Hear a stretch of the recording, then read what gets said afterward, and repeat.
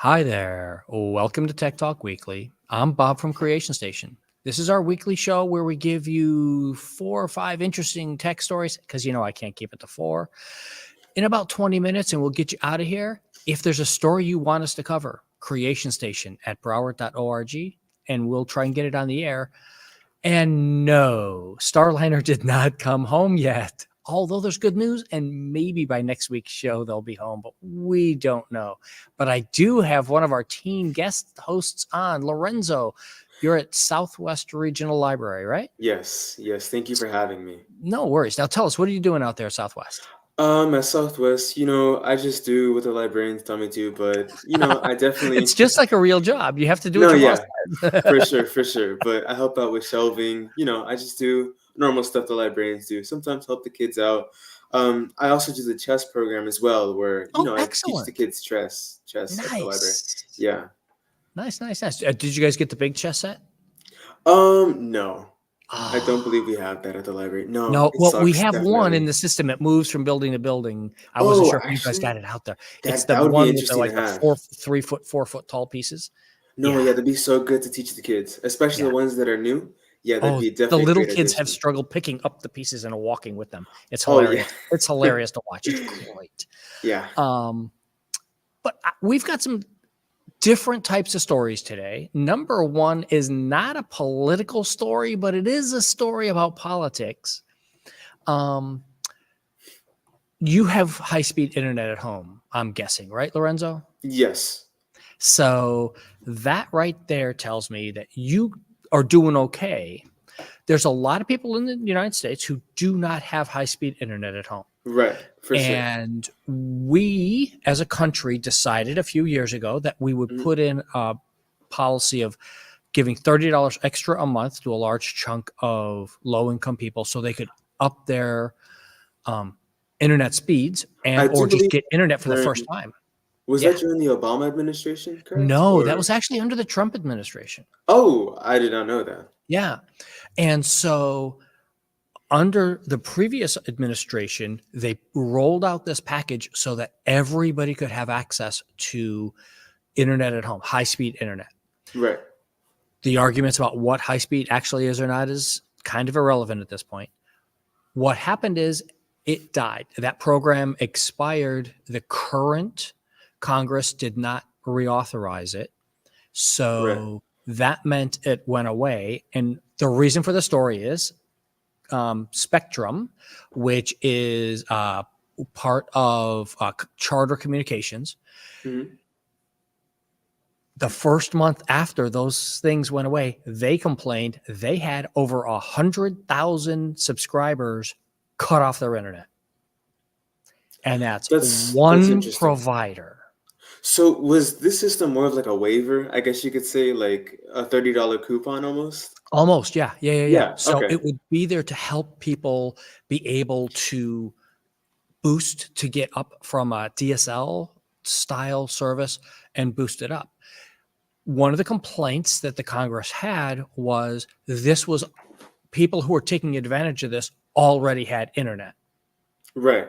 No, I could definitely see the problem that comes with this sort of situation. Definitely. Yeah, I but can yeah, understand why tell they me about removed it. I can definitely understand why they removed it. I do believe it's definitely a benefit for those, especially in low income yeah, households, because plenty of them have children, and a lot of them go to school, and nowadays school is all online, and there's yeah. not really many opportunities to use pen and pencil. So this was definitely a program that's worth it, but Yes. it's definitely a struggle with the logistics side of things. Yeah, and that's part of the problem was people were saying, well, they already have internet, so if we give them this, it's just giving them something that they already have. And it turns out the answer is no. Just one company lost 100,000 customers Right. because if you take away that $30 extra, they can't afford it. And now with more inflation has happened over the last couple of years, they're deciding, well, I just can't spend the money on that bill right now. So they're cutting everything. So it's an interesting question of who should do what. Um, and then there's another problem with this, and it's buried at the end of the article, so I don't doubt you didn't see it, is that they the Lifeline program, which is something that Hmm. guarantees people get phone service and or internet service, Yes. Yes. especially Native Americans and things like that out on reservations that have Hmm. really hard time getting access. Even that might go away now based on some other court rulings. So this is definitely something everyone needs to pay attention to because you need access, like you said, Lorenzo, just to be No, able to do yeah. your life. How are you going to be able to Of do things if you course, yeah. can't get into it, right? For sure, definitely. But I guess that's why you can get a library card because, That is a good thing too. Yeah, and here in Broward, especially down here in South Florida, we have got a ton of libraries around, and you can come in and use high-speed internet and do all your searches and do all your homework and do your research stuff at the library. It's a very good point. I'd like to make it so that everybody could do it at home also, but we'll just have to see what happens. So yes, yes. keep Definitely this in something to mind look. when people are complaining about internet and not having access to stuff. We did give it to them and then we took it away. My next question for you, Lorenzo, is do you ride a moped? Um, I've ridden it before, for Okay. sure. It's definitely hard. See, That's for I sure. have not. I've never done a moped. I've never actually I've never done an e-bike either. I ride bicycles. I used to ride the bike to work, back and forth to work in years past. So I'm really used to riding in traffic on a bicycle, which was not a great experience when somebody ran a red light. Yeah. I had somebody ran a red light and broke my shoulder. Uh, Oof. yeah, Yeah, that's Florida. That's Florida for you. unfortunately, yeah, it's like that in a lot of the places. So rest of world, we've got a couple stories from them this week. They did a story on Mexico City and electric mopeds, and the reason why is here's my question for you, Lorenzo: is we've got bicycle, e-bike, moped, electric moped, motorcycle, electric motorcycle, and then cars. Right. Which one do you think should be able to just drive in a lane? In Elaine, I do believe the one that'd probably be, I would say the safest out of them all would most likely be a motorcycle. Because it's been ingrained on the roads for a very long time, Mhm. and adding mopeds on the road wouldn't be a safer objective. So I just think it'd be better to just keep them on the bicycle lanes and the sidewalks for not only driver safety but their safety as well. And see, I will disagree with you on the sidewalk part of that Oh, I because can see then what you your mean now. pedestrians, because you're going on an e-bike or on a moped and you're flying along at 25 miles an hour and I'm only walking at 3 or 4 and that's a fast walk. Yeah, and that's where the So, problem comes yeah, in, definitely. It's just yeah, that in Florida, the unsafeness of bicycle lanes really gets people uh-huh, nervous of riding on the road. yeah, So I can understand why they may want to switch to sidewalks. yeah. Well, hopefully people will stay off the sidewalks on their regular bicycle, yes. Electric bicycle, I would argue no. But if you're going to keep the speed down, Yeah. but you should be in the road if you can. Mhm. Motorcycles and mopeds both should be in a road, and that's the problem. Exactly what we're talking about. Using Mexico City as the example, but same as here in South Florida and all around the world Mhm. is what do you expect the person on the vehicle, on the bicycle to do? How do you expect them to react? And are you paying attention when you're in a car, when you're in a big, multi-thousand pound vehicle Right, right. and you don't see the guy on the bicycle going down the street, so you just run the red light? Um, or how do you do these things? And especially when it can be up to 49 kilometers an hour, which Yeah, is that's well over, yeah, fast. it's over 35 miles an hour. It's over 30 to 35 miles an hour. Flying down a sidewalk, definitely not. In the bike lane, that's a bit of a hard stretch too. Definitely, for sure. I can agree with that. Yeah. And so where do you think that the responsibility lies on figuring out who does what? Who does what? Oh, see, that's a very tough question. I Mm, do believe that I feel like mopeds are more on the edge of where they should be on the street, but at the same time, especially as a person who's earned their permit very recently, and I've read through the driver's handbook, going at 35 miles per hour isn't exactly the safest thing to do, especially on like a main road such as like Pembroke Road or Mhm. Pines. It's not Oh, really the I can't safest thing. imagine doing it on So Pines Boulevard on a yes, oh, man. yes, and No. especially the risk of not wearing a helmet. So Oh, yeah, no, this is everybody a has a helmet. Everybody should be having a helmet on. Some of these for sure. pictures show it, if you're on Yeah, for any kind of vehicle, 2 to 3 thing, not enclosed, you need a helmet, period. definitely, 100%. I can agree with that. But I just think that maybe we should focus on widening bike lanes to allow for more mopeds to stay, stay in their lane, I guess, Yeah, to say. yeah, Yeah, but and or just driver education, like you said, of yes, what do they do? How are you supposed to do it? And this ties in with the concept of what's going on in Kenya right now is there's a huge market there for e-bikes are kind of exploding because of their cost. One, the cost of use, and right, that's one of those things. And right here is a great example of why people, especially in expanding countries, um, to buy gas, to buy fuel, it'll cost you about $4, but for electric, it's less than $1 to go 100 kilometers, which if you can do a fourth, if you can get your fuel budget down to 25% or less, right, you're right. going to do this. Did I, you notice anything about this article about how people are paying for these things in Kenya? um, not particularly. I just think I would assume that it's just because it's so incredibly cheap because it comes from, you know, I guess I would assume it comes from places like China and like Taiwan, which they're known for Mhm. manufacturing, like as Yep. manufacturing giants. So I can only assume that the price of an EV would be cheaper than a gas powered vehicle over there in Kenya. It is somewhat, but one of the reasons this company is doing so well with this, M Copa, Hmm. is in Africa in particular, and Kenya, Tanzania, they do not have a tradition of loans. For example, if you're building a house in Kenya, you Right, buy your building supplies for your wall and you put the walls up. You don't get a right. loan to build an entire house. When you No, can no, yeah, afford to buy something, you buy it and put it in. So you don't build a whole house until you can actually afford to buy the walls, buy the roofs, buy the furniture and stuff like that. Same thing with vehicles. People traditionally have not taken out a loan to get vehicles. So this right. company is teaching people in a way how to go into debt for things. Oh, so I guess they're kind of using. Yeah. No, yeah, it's Not definitely wow. That's a so real great. And notice this stat. 2/3 wow. of every single electric bike in the country is financed by one company. By one company, yeah, that's a lot. Yeah. That's like basically putting, I guess, Honda at that Uh-huh. kind of capacity in Yeah. America. That'd Yeah. be crazy. That's a Yeah. monopoly. Yeah. That's Yeah. It's very much so. Yeah, exactly.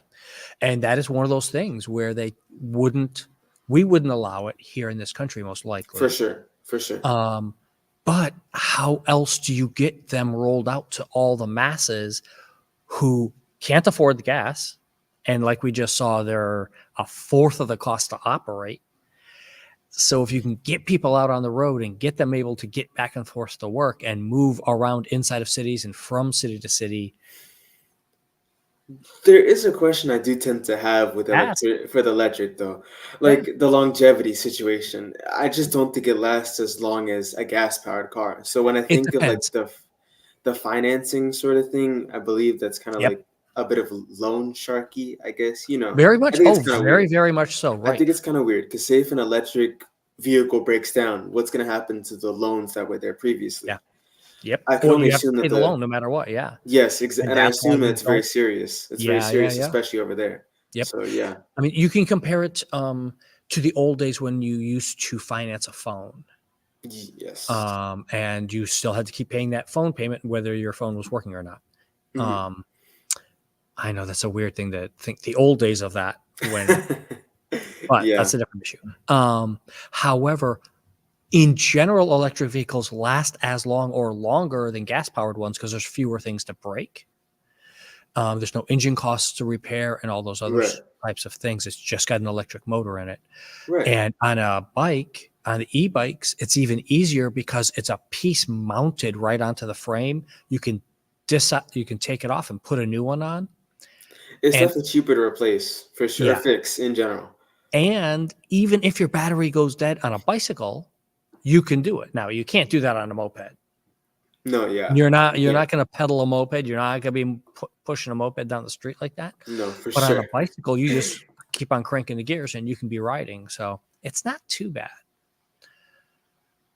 But we got 2 AI stories this week that are 2 totally separate sides of the coin. One is all about AI robots building things.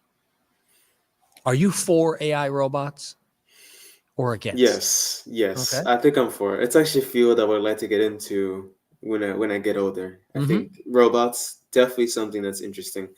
I do believe it's very helpful, but it does kind of take the jobs away that are available. That's the key with this one. Do you want the job to go lift those 50-pound solar panels and install them out there in the 100-degree feels like heat in the summer?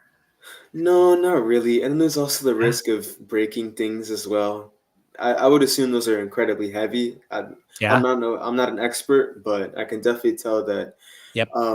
those whatever they're building is something Yeah. that No, there's a humans. nice good you can see right here they've got the robot is riding in between where they've already laid down the piping, the baseline for the Right. solar panels, and it can carry all the solar panels and install them themselves on to the framework one by one by one. It can just roll itself down and do Mhm. these things, and it uses the AI to check that nothing else is broken, that all the fasteners are correct, No, and it's right. all vision learning kind of thing. So yeah, this is one of those robots that's replacing jobs that are probably a good thing. It's much safer for the robot to do this than Yes. the humans to do Definitely. this. Definitely. The weird part about it is it's Amazon. That definitely is a little When you weird. first think about it, it's like, wait, why would Amazon do this? But this is Amazon training their robots and training their stuff to be able to build and replace workers in warehouses and go build solar farms because they need all the power also. Right, right. But then our last story is getting rid of AI because people don't like AI. So, in a brief nutshell, and then I want to get your opinion on this, Lorenzo. This article here from The Guardian talks about the idea of companies rolling out an AI product and then all the backlash that happens about it, and they withdraw their product or radically change it Mhm. because people are like, no, don't take the jobs. Don't take a Right. writer's job and put in an AI robot, an AI writer to do this or these various things. We want to see people working. We want to see these things. So tell me, where's your line for what do you think an AI language model kind of thing should be doing versus no, let's keep that to the humans? I mean, I don't think innovation can be stopped. So the only thing we can keep doing is keep moving forward. So I think only hindering AI I think hindering AI is just not the smartest choice for the long run. Like globally, I feel like Mhm. AI can just help us reach like new horizons, like in the space realm of things. Like AI can definitely help for research purposes as well as um, the math sort of things. Yeah. AI could definitely help with that. A lot more accuracy. Um, the writing part is definitely where things start to get a little sketchy, of course, because AI writing can seem kind of repetitive, Hmm. and I feel like it would just get boring without the world's journalists. Yeah. Yeah. It definitely gets boring and you can't train it right. I No, left yeah. this picture up here because I want your last opinion on this one here. Hmm. So these are people interfering, activists, Luddites, modern Luddites, if you want, Hmm. interfering with an autonomous car by putting things on the hood so it has to stop and not do its job. Right. What do you think? Where's the line to draw between disliking something and arguing against it and trying to go for something to make your point versus vandalism Right. slash? No, yeah, there's definitely a lot of value in peaceful protest, but I just don't think this is the right way. Although I personally don't believe that AI driving cars isn't the safest thing, there's always room Not for yet. development. Yeah. Oh yeah, There's yeah, yeah. always room for development. So I really don't think that vandalization is really the way to go about this. Definitely going to the country's leaders, or large going up against large companies, is, I feel, it's a hard path to take, but it's something that people want to do, and I believe that they should, but in a peaceful manner rather than vandalization. That can just cause a whole other set of problems, and it's not safe to others as well. Yeah. So yeah. Yep. Not easy solutions for any of these topics. Yes, for sure, for sure. Thank you so much for being here today, sir. It was a lot of fun. Let's throw up our Yes. final slide here. If there is a library or librarian you want to see featured on the show, reach out. Creation Station at broward.org. And we'll see everybody next week.